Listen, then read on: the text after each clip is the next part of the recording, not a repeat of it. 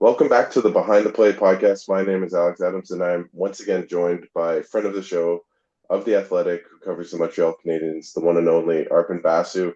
How are things? How's the kind of quasi summer, quasi vacation time been for you? After the Habs were eliminated about a month ago. Yeah, it's been pretty relaxed, trying to get a handle on what the Canadiens are going to be able to do this off season. There's a lot of interest slash angst slash concern slash excitement, anticipation. Like it's just like, and it's just this unknown, and it seems like there's just a lot of factors outside the Canadiens' control as to what they can do. So I've been trying to get my head around that. Uh, Presently, it's Grand Prix weekend here in Montreal, so it's probably my least favorite weekend of the year. It's a weekend I tend to try to be out of town, but I haven't been able to do that this weekend. But Fair enough. a lot of people love it.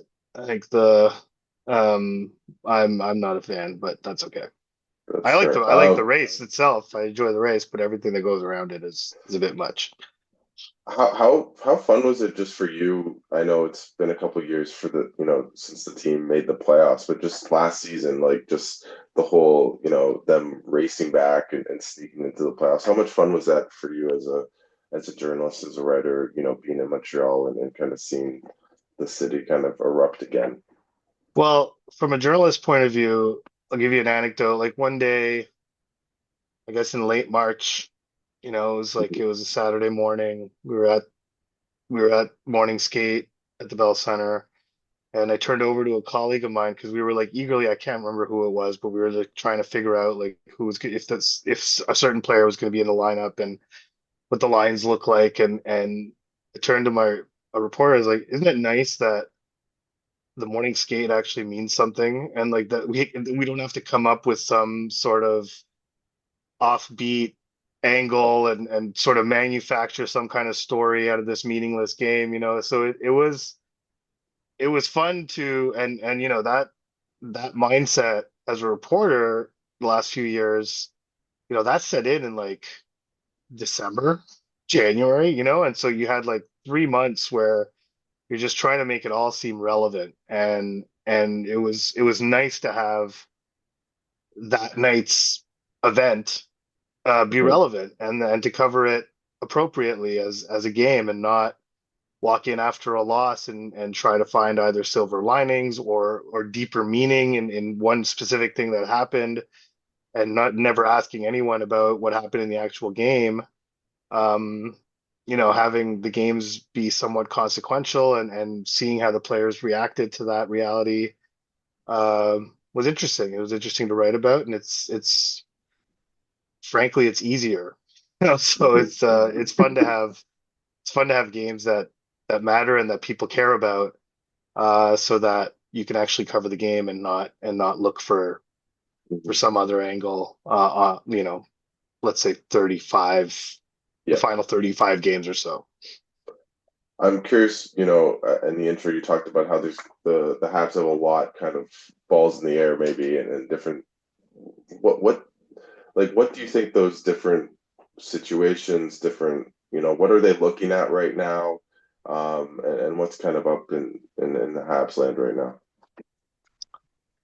Well, it's a bit of a lame answer, but they're kind of looking at everything, right? And it's the one the one sense I've gotten is that it's a highly competitive marketplace for what the Canadiens are trying to do. There are a ton of teams trying to do what the Canadiens are trying to do. Everyone seems to want to get better. There doesn't seem to be too many teams that are willing to get worse in the short term, Hmm. uh, to gather futures or to embark on some sort of build or continue some sort of build. All the teams that entered a rebuild kind of in and around the time Montreal did, are trying to emerge out of that rebuild, right? And so that's what the Canadiens are trying to do. In Detroit, for instance, I'm sure it drove them nuts to see the Canadiens make the playoffs when they started this rebuild years after they did. Ottawa being another one. Obviously, Buffalo is perpetually trying to get out of a rebuild, but there's tons of, Anaheim who just got Kreider, like they're clearly trying to trying to come out of this, and they had their owner come out and say like we expect to play playoff games. Like there's a lot of pressure on a lot of GMs to get some home playoff dates. There's financial realities too, and so the Canadiens are in that. I'm not saying that they're under that same pressure from ownership, but they would like to avoid a step back after making the playoffs. And I think missing the playoffs would be disappointing. But the reality is they're definitely incorporating, you know, Ivan Demidov on a full-time basis. So that's adding a rookie. Um, One of David Reinbacher or Logan Mailloux could start the season in Montreal. That's adding another rookie, in addition to Lane Hutson being in his second season. Uh, Caden Gooley, Juraj Slafkovsky, all being in their, I guess their fourth seasons, but still being young players. They there is some degree of interest on Montreal's side to mitigate the fact that they're going to be incorporating more youth. Christian Dvorak could be a free agent. Yoel Armia can be a free agent. David Savard retired. There's an imbalance kind of. There's a threatened imbalance of youth and older guys that I think the Canadiens would like to balance out. So they also recognize they need to add talent. Um, they have they have to build a second line, which they basically didn't have last year, and so Demidov is one piece of that. What are the other two pieces? It doesn't look like it'll be Patrick Laine. I don't think they're comfortable with that. So yeah, they have a lot of balls in the air, but you know, name me. I could name probably 10 teams who need a second line center and who are aggressively looking for one. And so the Canadiens are just one of those teams. How much does it help them that they have accumulated all these, draft picks and that they're ready kind of to shell out if, compared to, other teams that don't have the plethora? Like, do you think those are all in play? Do you think they're still trying to kind of grow? Like, what's that maybe balance between kind of going all in and maybe, still setting your sights Well, for the future? well, yeah, it helps them for sure. They're assets that are attractive, prospects and picks, but Utah is trying to take a step. They have tons of prospects and picks. Anaheim, as I mentioned, is trying to take a step. They have tons of prospects and picks. Chicago's probably going to try to emerge out of the basement of the league. They have tons of prospects and picks. So, and I looked at the draft and the order, like, Buffalo's picking ninth. Could they be tempted to trade that pick? Probably. Anaheim's at 10. They could probably be tempted to trade that pick. Detroit's at 13. Columbus has already said flat out that the 14th and the 20th picks are available. Vancouver is pretty clear that the 15th pick is available. Canadiens 16 and 17 picks are available. So you're looking at a wide range of picks from 9 to 20. The majority of those picks are available for a trade if someone presents an appropriate player in return. And so if you have all those teams kind of looking for similar youngish, young veterans, let's say, that to fill a top six role or top four on defense, um, it's a crowded marketplace. It just is. And so, the Canadiens have a good war chest of assets. They can overpay if they want to, sort of win that race and beat out all these other teams.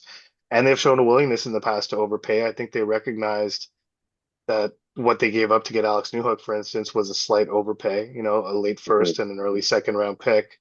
Yeah. So they've done it in the past. So it's not something that scares them because, it's great having all these picks and prospects. You can only sign 50 of them at a time. And so Yeah. they're cognizant of that there's no way all these kids are going to play for them. So might as well turn them into something useful. But I highly doubt they're the only team willing to do that because, could you imagine the pressure Kevin Adams is under? Oh, Like, yeah. it's like and it's not, and Steve Yzerman in Detroit is under probably even more pressure. Well, maybe not more, but similar pressure. Similar. Hmm. So there's a lot, there are a lot of factors that are outside the Canadiens' control, and just feels like the timing for them is a bit off. I guess like looking back at the season, obviously Hudson's was a revelation, won the Calder. Demidov, he had the glimpse and he seems like an unbelievable talent. How much like if you're the Habs that you play the long game right now with this core and how do you feel about this team maybe compared to a year ago about their trajectory in the years to come? Well, compared to a year ago, they have a very definable core. They have a core. They have a core that they know what it is. It includes the guys you mentioned, Hutson, Demidov, Slafkovsky, Suzuki, Caulfield. Um, and then they have other elements of the core that haven't yet, I think they view that, or they hope at least, that David Reinbacher is a part of that core. He had obviously a very frustrating season, got injured in preseason, missed the bulk of the season. The fact that he got a playoff run with Laval to the conference final and, a handful of games, 10 or 15 off the top of my head, in the regular season, like he basically it wasn't a total waste of a season for him. He got some development out of it. Will that translate into a spot on the team in training camp? We'll see, but he needs to be a part of that core. So that's the difference, is that I think a year ago you had questions, like Nick Suzuki had never really had a breakout offensive season. He's always been a very good player, but how much offense he had in him was in question. Cole Caulfield had never really, you know, scored at a high rate. He's always seen as a goal scorer, but injuries and what have you always prevented him. So Slafkovsky still needs to define himself and show what he can be, and there are other elements that need to do that. Demidov, obviously, even though he looks great, but they don't know. But it seems like that's the core that they have to build around. And now the hard part starts where you need to get the appropriate pieces in place to help those guys. But what's obvious is who's going to drive this bus when they're successful, and it's those guys. And the one element there, you have Hutson, Demidov, Caulfield, um, who are on the smaller side, and Demidov is not as Yeah. small as he looks. He plays bigger. He's pretty thick and strong. Same with Suzuki. He's only like 6 feet tall, but he plays at like 210. So, but other than Slavkovsky, and they were hoping that Doc would be a part of this core. He still might be, but obviously his back-to-back years, terrible injuries. So, and if he is, then that addresses the size and skill element. But, I think there is a desire to add some size around this core to allow them to perform. Um, what do you think? Like Lane Hutson, if I'm not mistaken, is extension eligible this summer. Yes, This yes. obviously we saw the deals with Suzuki, Caulfield, Slafkovsky, where this team has kind of bought long term. Like, do you think there's going to be any negotiation? Is he going to bet on himself and wait? I'm just kind of curious what you're hearing or what you expect. And there's for sure going to be some negotiation, but I don't think the Canadians are in any rush to hand Lane Hutson what Lane Hutson probably thinks he's worth, or at least his representatives think he's worth. Um, I kind of did the exercise a couple of weeks ago, but it wouldn't be very difficult for Hudson's camp to come up with a list of players that he warrants being compared to. And it's a pretty star-studded list, right? It's, younger defensemen who have produced at, a half a point a game kind of rate. And Hudson was far above half a point a game, obviously 66 points in 82 games. He played all 82 games. He showed an ability to problem solve and adapt and learn about the league, and he's still not done learning about the league. And so my assumption would be he'll only get better. But I think from the Canadians' point of view, they're just kind of like, well, you know, how much more could he possibly ask for than what he would ask for now? Like it's kind of like, sometimes it's good to like lock up, like that's what they did with Slafkovsky. Is, he had a great second half of the year last year. Um, and to the Canadians, they're like, well, if he has this kind of year all year in 24-25, he might cost a lot more than the 7.6 we're offering him now. Slavkovsky jumped on it, didn't have that kind of year that would have improved his bargaining position. And ultimately, that contract remains a bit of a risk until Slavkovsky shows an ability to consistently figure it out and play and produce on in a consistent way, um, that contract will remain a risk. Now, I think the chances are very good that that contract will be very good, especially in the new kind of financial landscape of the league. But, in Caulfield's case, these guys, you know, Hughes and Gordon waited until his entry level expired before signing him. Um, if I had to guess, they're probably going to wait with Hutson too, just because, it's there's no rush. He's not offer sheet eligible next year. And so, if he's asking for, and I don't know this for a fact, but let's say he's asking for $10 million a year over 8 years. If the Canadiens are going to do that, there's no reason to do it now. Might as well let Yeah. him, might as well see if he can do this again or what he looks like next season. In my mind, I think he's going to look better than he did this season. But if he does, is he going to ask for that much more than $10 million a year? Like, I don't know. So I think the likeliest scenario here is that they wait and they let Hutson play out his entry level and deal with it at the end of next season. Speaking of some of the guys that got signed to those kind of long-term deals, like Juraj Slafkovsky had an interesting season, and you mentioned how he looked at the end of the 23-24 season. How do you feel about his game right now heading into next season, and what do you feel the areas that he needs to improve upon moving forward? Well, it's not what I feel. I think the frustrating part for the Canadians is that he feels it himself. He talks about it all the time, that he needs to be a consistently physical player. And that has to, he's reached the greatest league in the world, and there's very slim margins of difference between success and mediocrity. And you have to take full advantage of every single edge that you possibly can. And his edge is that he's 6'3", 220 odd pounds, with hands and with offensive abilities that you typically find in smaller men. And so he is still trying to figure out how to take full advantage of his physical gifts, um, and how to do it on a nightly basis. Like, that's what he has to do. He's often referred to, Brady Tkachuk as being a model of what he needs to look like on a consistent basis. Does he have that in him? I'm not sure, but he needs to find his own version of that, and become a unique player. Like, that's why he was taken number one overall, is because of his uniqueness. Um, and he hasn't really taken full advantage of that uniqueness. So I think there's some stuff he needs to work on. But I think a lot of the outside elements, he signed that deal last summer. He was coming off a pretty, what people thought might have been a breakout season. The Canadiens entered the season with expectations of challenging for a playoff spot. Like, a lot of factors sort of added to the pressure, and he got off to a terrible start, much like the team, but the team came out of it and he more or less did. So, Mhm. um, and there's only so many times you can be asked, like, oh, you think this game is going to get you going? You think this game is going to be the turnaround game? And like, it's sort of,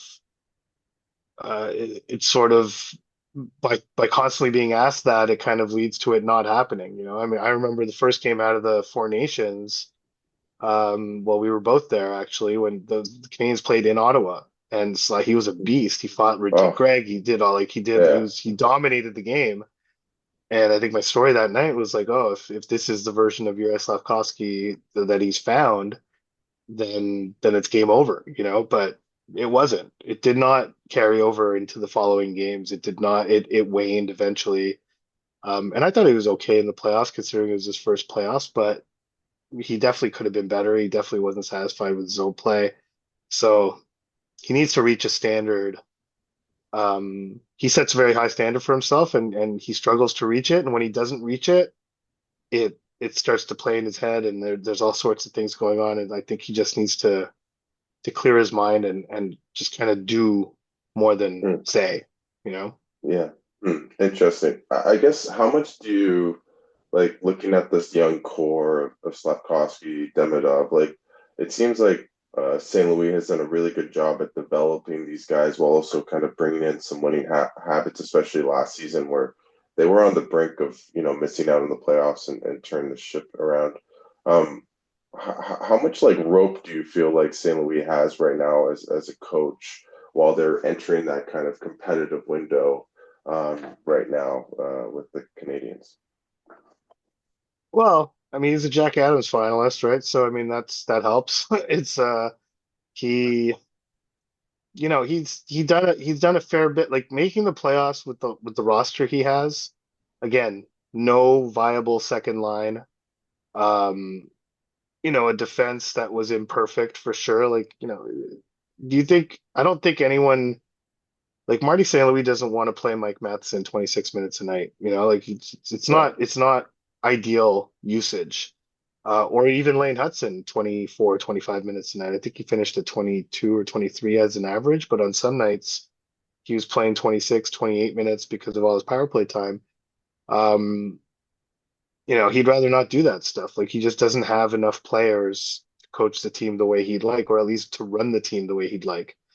Um, his developmental value is massive. So as long as the Canadiens are still incorporating rookies and young players, his value that way um, is huge.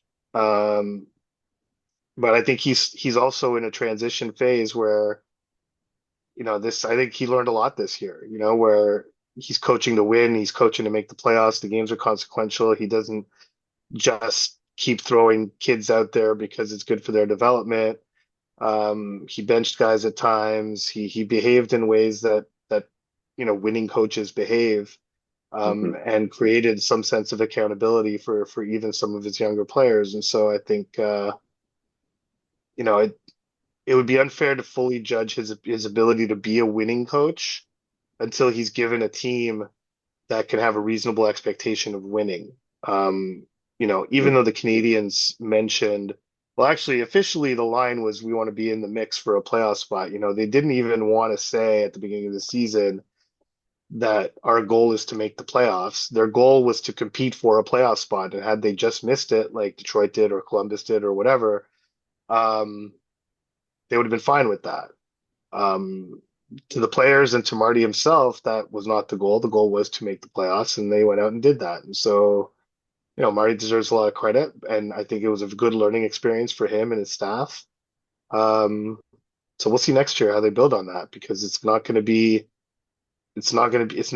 not a given that they're going to make the playoffs again. As I mentioned, Hmm. they could get even younger, and they were already the youngest team in like 50 years or something. I forget what it was to Hmm. play in the playoffs. Um, and now they might get younger. So, but the way he's handled his youth, Slafkovsky remains a work in project progress. Doc is obviously a work in progress. Like it's been, but the way Hutson adapted this year, Marty worked a lot with him on various things, and Hudson's just a great student and just ingested everything he learned and applied it on the ice immediately. Caulfield's two-way game has improved vastly under Martin St. Louis, and he's not solely an offensive player. He's not a great defensive player, but he doesn't necessarily hurt you defensively anymore. So I think he has a lot of leash.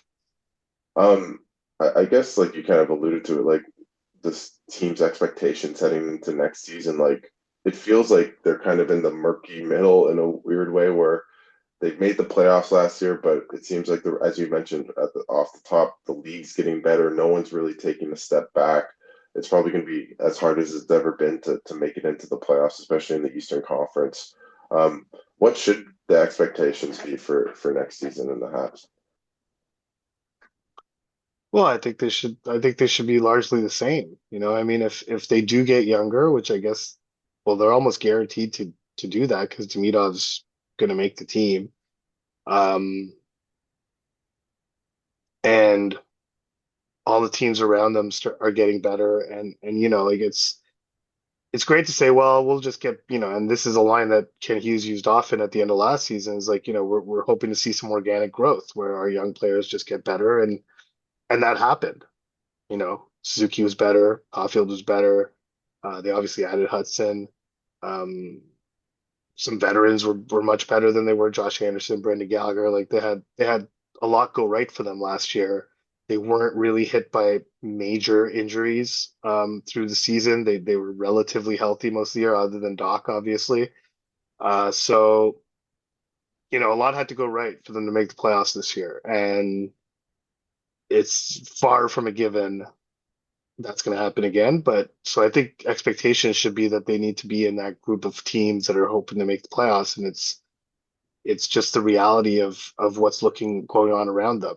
Um, if you look at all the teams that just missed, Matthew Darsh takes over on the island, and he's like, we should be a playoff team, so he expects them to be back in the playoffs. Do you think the Rangers are going to miss again? I don't No. personally. So Ottawa seems to be on an upward swing, but even them should be kind of concerned about this development. Um, I keep thinking Buffalo is going to turn a corner at some point. I guess in theory they could and they should with the players that they have, but Detroit, Columbus, like all these teams, even Philly at some point, they're going to start to come. Um, it's going to be very difficult. And so I think the reasonable expectation is that what they need to expect is that that core, that identified core, continues to grow and take steps. And as long as they're driving the bus and they're having success and they're showing signs that they can lead to a day in the not distant future where they are leading this team into solid playoff contention year after year, like that's the actual goal. But in terms of the standings, it's going to sound lame if they say it again at the beginning of next season, but that's Um, probably the goal is be in that mix for a playoff spot. what's maybe the storyline, and thanks again for coming on. What's maybe the storyline or something that you're going to be really mindful of watching out next year with this team that could kind of be this pendulum swing, whether this team kind of takes another jump, makes the playoffs or not? Well, it really depends on the next few weeks, right? I mean, Hmm. one thing that Ken Hughes and Jeff Gordon have shown a capacity for doing is being creative and and finding ways to get things done.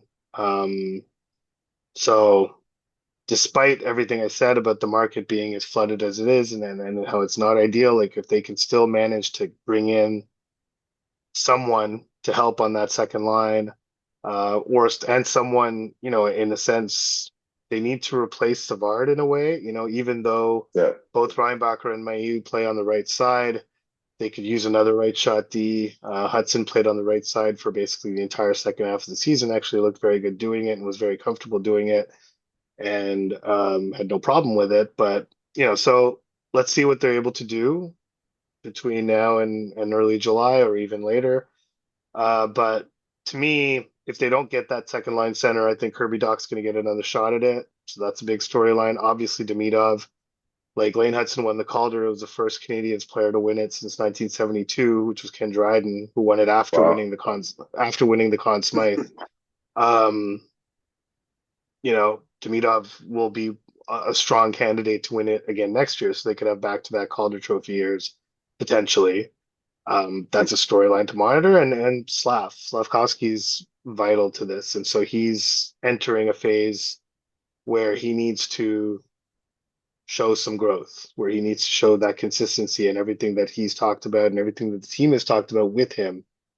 I think the expectations for the team have been unmet as far as Slafkovsky goes. The player that they got to perform in playoff environments and really be that kind of that wrecking ball who's really hard to handle over a 7 game series. They didn't see that this time. I think it's somewhat understandable. It was his first experience, but he will be another big storyline. Like if he can become, and I don't think anyone expects him to become like this superstar player. No one did, even when he was drafted number one overall. He was not a typical number one overall pick in the sense that that draft didn't have a typical number one overall pick. But the expectation was that he would just be a really solid top six scoring power forward. And you need to see that.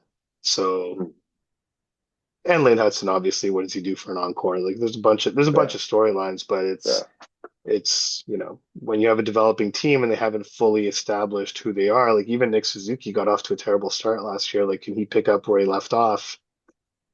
And if he can he hit like 90, 95 points? Can he be that kind of a center? Like, I think he can, but he hasn't done that yet. So let's see. Before I let you go, do you have a Stanley Cup prediction? We're 2-2 right now as we're I had I recording. had Oilers in seven at the start. Okay. I'm gonna stick with that. What a game last night. Oh my God. But yeah, that was bonkers. But yeah, I had Oilers in seven at the beginning, and they've given me no reason to think that that's not possible or doable. So I think having Game Seven at home this year will make it somewhat of a difference. But that was a big confidence builder last night. That was Oh my pretty God. insane. Yeah. D d is this like the best? Like, when was the last time you watched a finals at this level? Like, I don't know. It just feels maybe last year, I guess, but Well, it's last year wasn't the same. You thought it was over, and then the Oilers win, and like, oh, they're just extending the misery, and then like they're making everyone fly back to Florida, and then they win in Florida, and like, oh, they're making everyone fly back to Edmonton. Like, it just seemed like inevitable that they would lose, and then all of a sudden it was Game Seven, and you're like, whoa, Edmonton could actually win, but it's not the same as this. Obviously, this has been, aside from the blowout last game, every game has been decided by inches. Sam Bennett, if that tips off Pickard's glove and goes 1 inch lower, that's a bar down goal.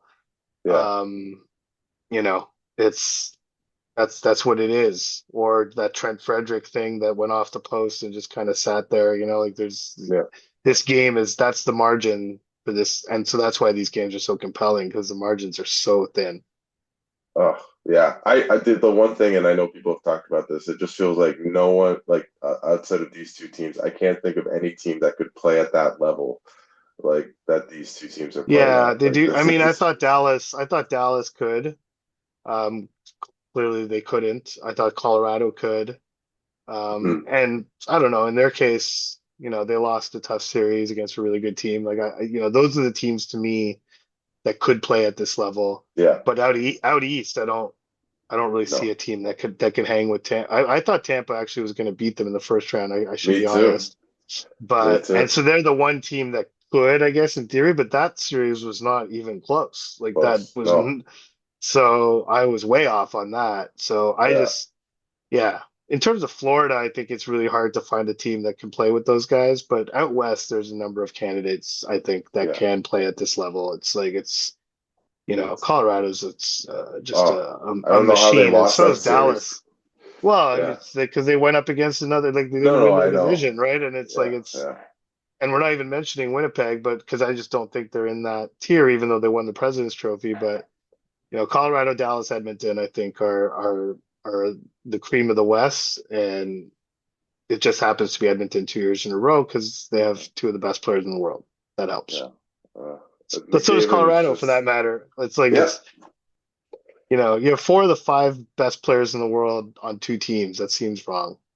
it Shouldn't does, it does. shouldn't happen. Yeah. Maybe for Habs fans, they'll be like Demidov and Hutson in 5 years from time from now. Yeah, maybe. It's not We'll impossible, see. but yeah, we'll see. We'll We'll we'll see. see. You don't Anyways, have to Arpit, have that, is what is my point, though. You don't have to yeah, have that. Like, I yeah, mean, Florida doesn't have that. They have a collection of very good to excellent players, and they've built an excellent mhm, team with that collection of very good to excellent players. You can't do it without the top of the top in terms yeah. of player quality. Like, Barkov's a phenomenal player. I'm never going to say, but is he a top It's not five player in the McDavid. world? No, he's not McDavid, and he's not McCarr, and he's not McKinnon, and he's not Draisaitl. Yeah, He's excellent in his own right, but he's surrounded by other similarly excellent to very good players, and they have a lot of them. So yeah, that's a more realistic model for the Montreals and Ottawas and all these teams that yeah. don't have that elite of the elite player. And Vegas was kind of like that. I mean, Eichel's played well, but he's not a clear, even in He's 2023. getting there. Getting there, but I don't know if he was Yeah. 2 years ago. But yeah, No, he was yeah, not. Yeah, that's true. yeah, yeah. So, anyways, but Arpin, thanks so much for taking the time and doing this. Is there anything you want to plug before I let you go up at the Athletic or? I got no plugs. I mean, check the Athletic. I write stuff occasionally, but mostly the draft stuff is what I did most recently after going to the combine last weekend. And so, yeah, that's Awesome. just check the Athletic whenever you can, and there's usually stuff there. There you go. I still can't get over your piece on Demidov before he came to the league, and you're going through shift by shift and analyzing. I thought that was one of the greatest, just such good analysis. So, Arpon, thanks so much for taking the time and doing this, and enjoy the summer, the draft, and everything that comes with it. All right, man. Happy to be on the pod again. Do you have like a club of guys who have been on the pod the most? Yep. Am I nearing that You're club? getting there. You're getting Yeah. there. We have Mendez. We have Julie McKenzie. Does We Mendez have still do your pod now that he's gone over to the dark side and he's He did one. He did one in January from the dark side. So it was a oh, good he pod. It did. was interesting. Yeah, he Okay. didn't mince words. Yeah, he's He didn't just throw out a bunch of corporate platitudes and just start yeah. shilling the Senators as being the I best mean, he was organization in like the that league. as a journalist. So no, I'm kidding. Oh, Uh, that's a good zinger. So okay, so yeah, no. Mendez, Julian, I'm Kyle behind those two. Dubkowskis, you're behind those two. I think you're I'm tied with behind Scott Wheelan. Bukowskis. Yes, you're behind Oh my God. Bukowskis. He's an Behind Ottawa guy, so Bukowskis. it's Yeah, that's good that he a bit doesn't big sign easier. me though. That's good. Yeah. Yeah, yeah. So you're getting up there. I think you're at three now, so I think you're this is my getting up there. third. I don't Yeah, know. I think at five you should get a jacket, the way I'll get SNL you a does it. jacket. Yeah, yeah, Yeah. You exactly. should you have to well, Yeah, not me. I mean, obviously there are people I ahead of need to me. get yeah You need to the get a marketing t-shirt department or and a sales jacket or department. something. That's it, exactly. Get your Exactly. people on that. Yeah.